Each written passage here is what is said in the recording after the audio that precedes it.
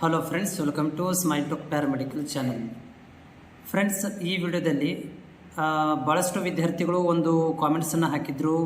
ಒಂದು ಹಳೆಯ ಒಂದು ವಿಡಿಯೋಗಳಲ್ಲಿ ನಾವು ಪ್ಯಾರಾಮೆಡಿಕಲ್ ಕಂಪ್ಲೀಟ್ ಆಗಿದೆ, GNM ನರ್ಸಿಂಗ್ ಕಂಪ್ಲೀಟ್ ಆಗಿದೆ, ನಮಗೆ ಒಂದು ಎಕ್ಸ್ಟರ್ನಲ್ ಕಾಲೇಜ್ ಇದ್ದರೆ ಹೇಳಿ ನಮಗೆ ಹೈಯರ್ ಎಜುಕೇಷನ್ ಮಾಡ್ಕೊಳ್ಳಿಕ್ಕೆ BSc ನರ್ಸಿಂಗ್ ಹೇಳಿ ನಾವು ಡೈರೆಕ್ಟ್ ಹೋಗಿ ಎಕ್ಸಾಮ್ ಬರೆಯುವಂಥ ಯಾವುದಾದ್ರೂ ಒಂದು ಆಪ್ಷನ್ ಇರುವಂಥ ಕಾಲೇಜ್ ಬಗ್ಗೆ ಇನ್ಫಾರ್ಮೇಷನ್ ಕೊಡಿ ಅಂತ ಕೇಳಿದರು.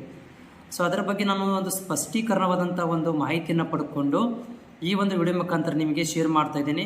ಎಕ್ಸ್ಟರ್ನಲ್ ಮೋಡ್ ಮೇಲೆ ಮತ್ತು ಡಿಸ್ಟೆನ್ಸ್ ಮೋಡ್ ಮೇಲೆ ನೀವು ಯಾವೆಲ್ಲ ಕಾಲೇಜುಗಳಲ್ಲಿ ಮಾಡ್ಬೋದು ಅಥವಾ ಇಲ್ಲವೋ ಅನ್ನೋದನ್ನು ವಿಡಿಯೋ ಪೂರ್ತಿಯಾಗಿ ನೋಡಿ.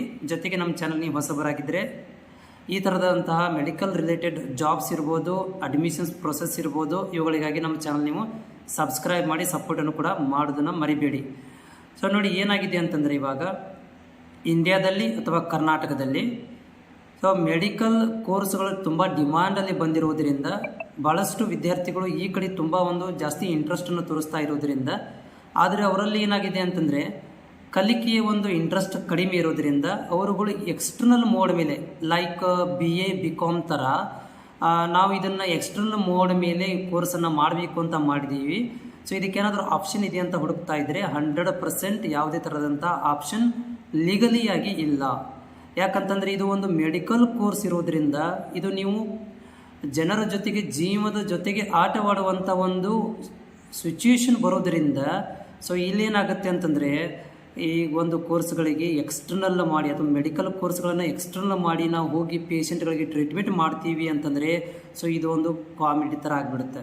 ಹೀಗಾಗಿ ಇಂಡಿಯಾದಲ್ಲಿರ್ಬೋದು ಅಥವಾ ಕರ್ನಾಟಕದಲ್ಲಿ ಯಾವುದೋ ಯೂನಿವರ್ಸಿಟಿಗಳಿಗೂ ಕೂಡ ಎಕ್ಸ್ಟರ್ನಲ್ ಅಲ್ಅಡಲ್ಟ್ ಸೈನ್ಸ್ ಇರ್ಬೋದು, ಎಕ್ಸ್ಟರ್ನಲ್ ಪ್ಯಾರಾಮೆಡಿಕಲ್ ಇರ್ಬೋದು, ಎಕ್ಸ್ಟರ್ನಲ್ ಮೆಡಿಕಲ್ ಇರ್ಬೋದು ಅಥವಾ ನರ್ಸಿಂಗ್ ಇರ್ಬೋದು, ಈ ಒಂದು ಕೋರ್ಸ್ಗಳನ್ನು ಎಕ್ಸ್ಟರ್ನಲ್ ಆಗಿ ಕೊಟ್ಟಿಲ್ಲ. ಡಿಸ್ಟೆನ್ಸ್ ಮೋಡಲ್ಲಿ ಕೂಡ ಇಲ್ಲ, ಡೈರೆಕ್ಟು ಎಕ್ಸಾಮ್ ಬರೀತಿದ್ರೆ ಕೂಡ ಇಲ್ಲ. ಮತ್ತು ಹಾಗಾದರೆ ನನ್ನ ಒಂದಷ್ಟು ಫ್ರೆಂಡ್ಗಳು ಈ ಥರ ಮಾಡಿದಾರಲ್ಲ, ಜಾಬ್ ಮಾಡ್ತಾ ಈ ಒಂದು ಎಕ್ಸ್ಟರ್ನಲ್ ಮಾಡ್ಕೊಂಡಿದ್ದಾರೆ ಅಂತ ನೀವು ಕೇಳ್ತಾ ಇದ್ದರೆ, ಅದು ಒಂದಷ್ಟು ಕಾಲೇಜುಗಳು ದುಡ್ಡಿಗೋಸ್ಕರ ನಿಮ್ಮ ಒಂದು ಅಟೆಂಡೆನ್ಸನ್ನು 75% ತೋರಿಸಿ ನಿಮಗೆ ಎಕ್ಸಾಮ್ಗೆ ಕುಂದರಲು ಅವಕಾಶ ಮಾಡಿಕೊಡ್ತಾರೆ. ಒಂದಷ್ಟು ಕಾಲೇಜುಗಳು ಯೂನಿವರ್ಸಿಟಿಯಿಂದ ಲೀಗಲಿಯಾಗಿ ಎಕ್ಸ್ಟರ್ನಲ್ ಅಂತ ಮಾರ್ಕ್ಸ್ ಕಾರ್ಡ್ ಮೇಲೆ ಬರೋದಿಲ್ಲ. ಯಾಕಂದರೆ ಎಕ್ಸ್ಟರ್ನಲ್ ಅನ್ನೋದೇ ಇಲ್ಲ, ಡಿಸ್ಟೆನ್ಸ್ ಅನ್ನೋದೇ ಇಲ್ಲ.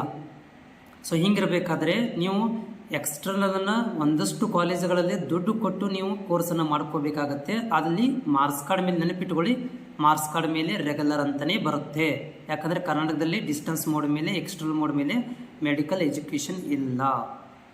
ಓಕೆ, ಆಮೇಲೆ ಯಾವ ಕಾಲೇಜು ಅಂತ ನೀವು ಕೇಳ್ತಾ ಇದ್ದರೆ ನನಗೂ ಕೂಡ ಗೊತ್ತಿಲ್ಲ. ಯಾಕಂದರೆ ದುಡ್ಡು ತೆಗೆದುಕೊಳ್ಳುವಂಥ ಕಾಲೇಜುಗಳು ಅಂತ ಹೇಳಿದ್ದೀನಿ, ಕರ್ನಾಟಕದಲ್ಲಿ ಭಾಳಷ್ಟು ಇದ್ದಾವೆ. ನೀವು ಹುಡುಕೊಂಡು ಹೋಗಬೇಕಾಗತ್ತೆ, ಅಲ್ಲಿ ಹೋಗಿ ನೀವು ಮಾತಾಡಬೇಕಾಗತ್ತೆ. ನಾನು ಈ ಥರ ಎಕ್ಸ್ಟರ್ನಲ್ ಮಾಡಬೇಕಂತ ಮಾಡಿದ್ದೀನಿ, ನಾನು ಡೈರೆಕ್ಟ್ ಎಕ್ಸಾಮ್ ಬರಬೇಕಂತ ಮಾಡಿದ್ದೀನಿ, ನನಗೆ ಅಟೆಂಡೆನ್ಸನ್ನು 75% ಕೊಡಿ.